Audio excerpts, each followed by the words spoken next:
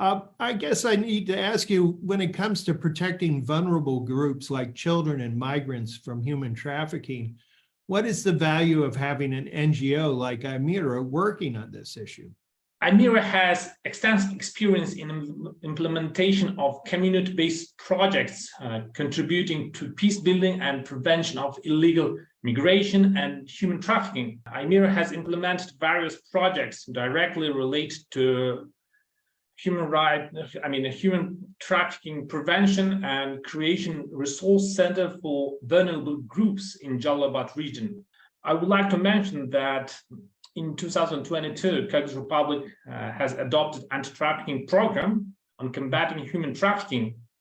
The goal of this program is to increase effectiveness of anti-trafficking measures through promotion rights of victims of human trafficking, which would be based on coordination of activities with the civil society organizations. It's kind of moving or giving some responsibility to human rights organizations. Within this state program, our organization closely works with the law enforcement bodies, especially with the police, in identification and referring victims of human trafficking.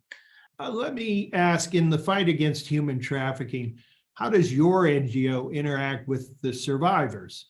How do you empower them and make sure their voices are heard in your efforts? In 2019, Kyrgyz Republic adopted the national referral mechanism, which provides model instructions on detection, identification, and referral of victims of trafficking, and instruction of application of victim-centered approach by anti-trafficking stakeholders.